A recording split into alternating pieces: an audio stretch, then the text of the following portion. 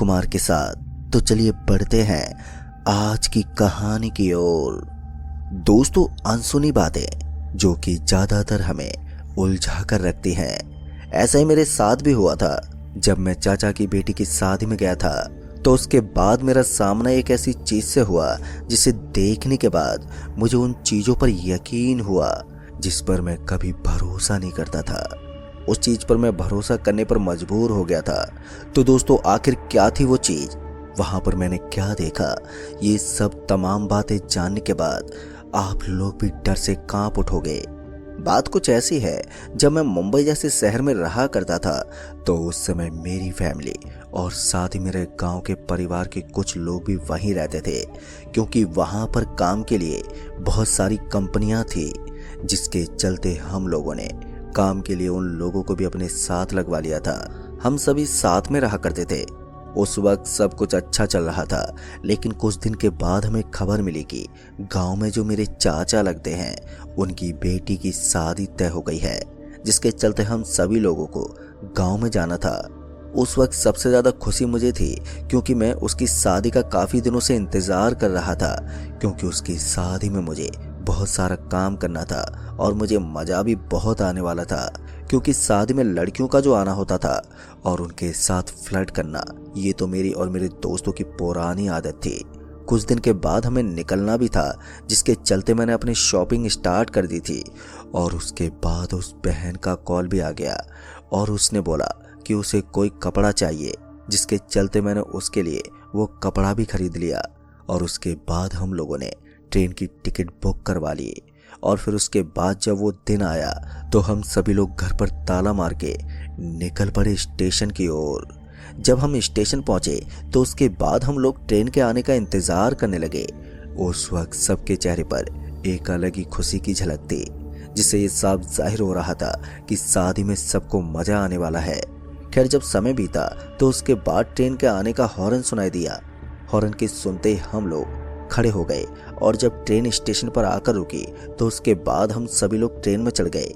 Train में चढ़ने के बाद हम लोग अपनी अपनी सीट पर जाकर बैठ गए। और जब ट्रेन के चलने का समय हुआ तो ट्रेन अपने तय समय पर स्टेशन से निकल पड़ी।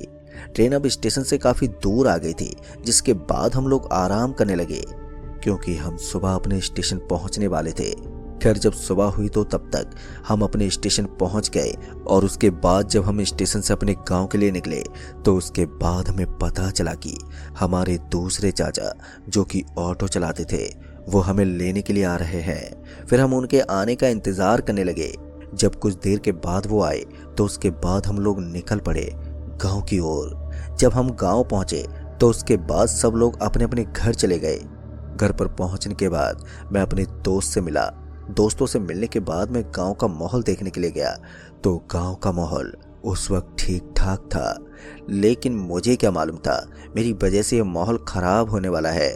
उस समय मुझे ऐसा ही लग रहा था, जिसके चलते मैंने सोचा कि अब मुझे घर पर जाना चाहिए।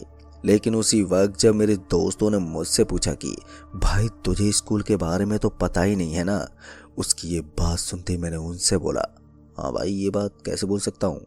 दरअसल हमारे गांव में एक बहुत ही पुराना स्कूल था। हालांकि वहां पर बच्चे दिन के वक्त तो पढ़ते थे, लेकिन रात के वक्त कोई भी इंसान वहां पर नहीं जाता था, क्योंकि बहुत पहले गांव के दो लोग उस भूतिया स्कूल में गए थे सोने के लिए। लेकिन वहां पर सोना उनके लिए इतना भारी पड़ा कि उन दोनों में से एक ही बचकर आया, और वो भी पागल हो गया। उस आदमी के पागल होने के बाद गांव में ये बात फैल गई, और जैसे तैसे लोगों ने इस बात को दबाया। लेकिन जब एक घटना दोबारा हुई तो उसके बाद सभी लोग उस स्कूल से डरने लगे। लेकिन अजीब बात ये थी कि वो स्कूल कभी बंद ही नहीं हुआ, क्योंकि दिन के वक्त कभी भी किसी के साथ कोई हादसा नहीं होता था, जिसके चलते स्कूल के लोगों ने स्कूल को हमेशा चालू ही रखा। उस वक्त मैं भी उस स्कूल में घूमने के लिए जाया करता था, लेकिन रात में कभी मैं उस स्कूल के पास ही नहीं गया। मुझे कभी भी इस बात का पता नहीं चला कि आखिर उस स्कूल में ऐसा क्या है जिस वजह से कोई भी वहां नहीं जाता। फिर उसके बाद मैं शहर आ गया तो गांव के बारे में ज्यादा याद नहीं करता था। इतने दिनों के बाद जब मैं गांव आया तो इन लोगों ने मुझे दोबारा उस स्कूल के बारे में याद दिला दिया। खैर, मैंने उन लोगों से कहा, यार चल मैं आता हूँ अभी। जिसके बाद मैं वहां से निकल गया। जब मैं घर पहुंचा तो मेरे मन में अभी यही सब ख्याल उमड़ रहे थे, लेकिन इस बार मेरा मन कहे जा रहा था कि मैं इस बार उस स्कूल में जाके पता करूं कि ऐसी कौन सी चीज है जो इस गांव के लोगों को आज भी डरा कर रखी है। उस वक्त मैंने ये सोच लिया था कि मैं इस बात का पता लगा के रहूंगा, और फिर मैंने अपने एक दोस्त को इस बारे में बताया और उसके बाद उसे जैसे तैसे करके राजी किया। वो वहां पर जाने के लिए मना तो बहुत कर रहा था, लेकिन मैंने कैसे भी करके उसे मना ही लिया कि उस स्कूल में हमें जाके पता लगाना है। कर उससे बातचीत करने के बाद उस समय मैं शादी के कुछ कामों में लग गया, और फिर जब रात हुई तो उसके बाद मैंने सोचा कि आज एक बार फिर उस स्कूल की झलक देख लेता हूँ। और यही सब सोचने के बाद मैंने निहाल को फोन मिला दिया और फिर उसके बाद उससे कहा कि गांव की रोड पर मिल। ये बोलकर मैंने फोन काट दिया, और फिर जब हम उस स्कूल के पास गए तो उसके बाद हमारे सामने वही पागल आदमी आ गया, और उसके बाद उसने बोला कि इस स्कूल में मत जाओ, नहीं तो तुम भी मेरी तरह हो जाओगे, भाग जाओ यहाँ से। दोस्तों, उस पागल आदमी की बातें हमें बहुत ही ज्यादा भयभीत कर रही थी, जिसके चलते मैंने निहाल से कहा कि भाई इसको साइड कर और अंदर चल। निहाल को ये कहने के बाद मैं अंदर की ओर बढ़ गया, और निहाल उस आदमी को एक दो झापड़ मार के पीछे पीछे आ गया, और उसके बाद अब हम आगे की ओर बढ़े जा रहे थे। जब हम उस स्कूल के पास गए तो स्कूल देखने में काफी ज्यादा डरावना लग रहा था। उस वक्त पता नहीं क्यों मुझे उस स्कूल में अजीब सा महसूस हो रहा था। मैंने निहाल से मना कर दिया था कि आज हम इस स्कूल के अंदर नहीं जाएंगे, आज हम स्कूल के बाहर का ही नज़ारा देखेंगे कि क्या यहाँ पर कुछ है या हमें बस झूठी बातें ही बताई गई हैं। जब मैं और निहाल उस स्कूल के चारों तरफ से देख रहे थे तो तभी वहां पर एकदम से काली बिल्ली के रोने की आवाज आने लगी। उन आवाजों को सुनते ही निहाल एक पल के लिए डर गया कि आखिर यह आवाजें कहाँ से आनी शुरू हो गई हैं। उस वक्त मुझे थोड़ी घबराहट तो होने लगी थी, लेकिन मैं अपनी घबराहट को कैसे भी करके शांत कर लेता था, क्योंकि अगर मैं अभी से ही हार मान लेता तो मैं कुछ कर ही नहीं पाता, जिसके चलते मैं बहुत ही सावधानी से उस वक्त सब चीज़ों को संभाल रहा था। लेकिन कुछ देर के बाद अचानक से वहाँ पर तेज हवाएं चलने लगी, जो कि बहुत ज़्यादा ठंडी थी। मैं कुछ समझ नहीं पाया कि अचानक से हवा भला कैसे चलने लगी।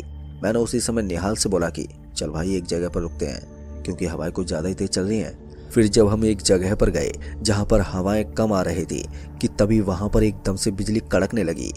हमें ये तो समझ गए थे कि अब बारिश बहुत ही तेज होने वाली है, क्योंकि एक तो वहाँ का नज़ारा और ऊपर से मौसम का बिगड़ना, ये सब मेरी समझ से परे जा रहा था कि एकदम से सब कैसे बदल सकता है। अभी मैं वहाँ पर खड़े खड़े यही सब सोच रहा था कि उसी वक्त बारिश भी शुरू हो गई। उस वक्त माहौल पूरा अजीब हो गया था, क्योंकि अब हम घर भी नहीं जा सकते थे, क्योंकि बारिश जो इतनी ज़्यादा हो रही थी। मैं बारिश के रुकने का इंतजार करने लगा, क्योंकि हमें घर जाने में लेट भी हो रहा था। खैर जब समय बीता तो बारिश की बूंदें भी थोड़ी कम हुई। जब बारिश थोड़ी कम हुई तो उसके बाद मैंने सोचा कि यही सही समय है यहाँ से निकलने का। कहीं बारिश तेज हो गई तो पूरी रात यहीं पर हम फंस जाएंगे। अभी मैं वहां से जाने के लिए अपने कदमों को आगे बढ़ाता कि तभी एकदम से हमें किसी के हंसने की आवाज़ें आने लगी। जब मैंने उस आवाज़ को सुना तो उसके बाद मेरे बढ़ते कदम कुछ देर के लिए वहीं ठहर गए, क्योंकि मुझे जानना था कि आखिर कौन है यहाँ पर। उस वक्त मैं वहाँ पर खड़ा होकर के ये सब देखने लगा कि ये आवाज़ आ कहाँ से रही है। जब कुछ देर उस आवाज़ को सुनने के बाद मालूम पड़ा कि वो आवाज़ स्कूल के भीतर से आ रही थी, तो उस आवाज़ को जब मैंने गौर से ध्यान दिया तो मुझे पता चला कि कुछ लोग हैं जो आपस में बातें कर रहे हैं।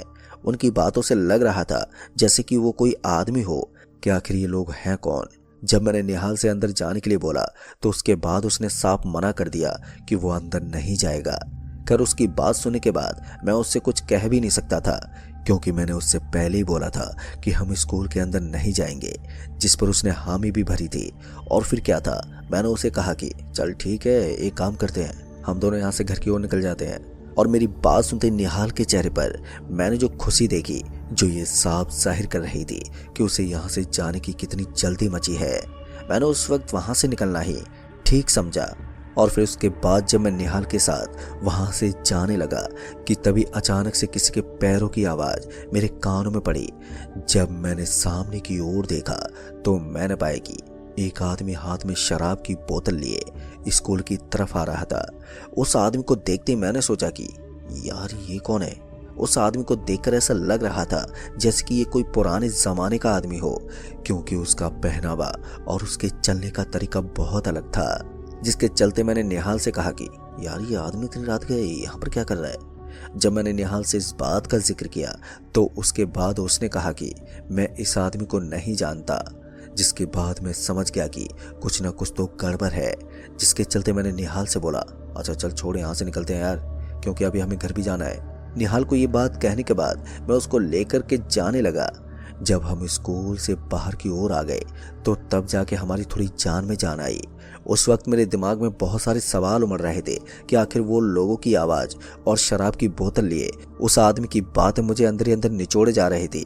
खैर उस वक्त तो हम अपने घर पहुंच गए और घर पर पहुंचने के बाद अब मैंने सोचा कि मैं चुपचाप सो जाता हूं और फिर अगले दिन इसका कुछ सोचता हूं। और फिर जब सुबह हुई तो उसके बाद मैं काम काज में लग गया, क्योंकि शादी का दिन था इसलिए आज काम कुछ ज़्यादा था। दिन भर काम करने के बाद जब रात हुई तो उसके बाद मैंने निहाल से कहा कि अरे भाई बोतल रेडी है ना, क्योंकि दोस्तों अगर शादी के वक्त हम शराब नहीं पीते तो हमारे लिए वो शादी नहीं लगती। इसलिए मैंने निहाल को दारू लाने के लिए पैसे दे दिए थे और उसके बाद वो दारू लेकर के भी आ गया था। लेकिन अब समस्या ये थी कि हम दारू पियेंगे कहाँ पर, क्योंकि दारू पीने की जगह हमें कहीं पर मिल ही नहीं रही थी। शादी के वक्त सब लोग हर जगह आ जा रहे थे। इसलिए मैंने निहाल से कहा कि भाई एक काम करते हैं यार, चलो उस भूतिया स्कूल में जा करके ही इस बोतल को ख़त्म करके आते हैं। मेरी बात सुनने के बाद निहाल उस वक्त थोड़ा घबरा रहा था, लेकिन मैंने उसकी घबराहट को दूर करने के लिए बोला, थोड़ी देर में आता हूँ, तू तैयार रहियो, हम जल्दी पैक पी के आ जाएंगे। और यही सब बोलने के बाद मैं चला गया।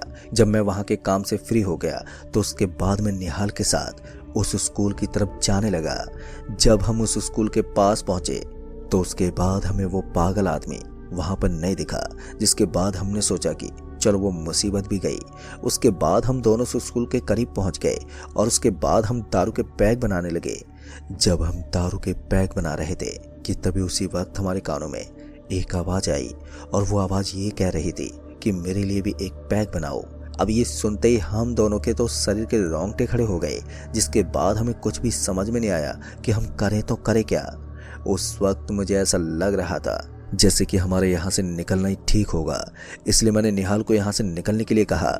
लेकिन जैसे हम वहाँ से आगे की ओर बढ़ते कि तभी स्कूल से किसी के रोने की आवाज़ आने लगी। ये सुनते ही एक पल के लिए मेरे बढ़ते कदम वहीं पर ठहर गए और उसके बाद मैंने निहाल से बोला कि ये आवाज़ कैसी है। उस वक्त मुझे कहीं ना कहीं ये लग रहा था कि जैसे आज मैं पता लगा लूँगा कि कौन है यहाँ पर जिसने ये अफवाह फैला रखी है। उस समय स्कूल के अंदर जाने की सोची और उसके बाद मैं अंदर जाने लगा। जब मैं उसके अंदर जा रहा था तो उसने बोला कि भाई अंदर जाना ठीक नहीं है। उसकी बात को मैंने नज़रअंदाज किया और उसके बाद मैं स्कूल के अंदर जाने लगा। मेरे पीछे पीछे निहाल भी अंदर आ गया और जब मैं स्कूल के अंदर गया तो उसके बाद मैंने देखा कि वहाँ का माहौल बहुत ही अजीब था। दरअसल उसके अंदर दरवाजे पर ताला लगा हुआ था, जिसके चलते हम उस कमरे में नहीं जा सकते थे। खैर उस वक्त उस ताले को तोड़ने का ख्याल मेरे दिमाग में आ रहा था, लेकिन निहाल मुझे वहाँ से बाहर लेकर के आ गया था।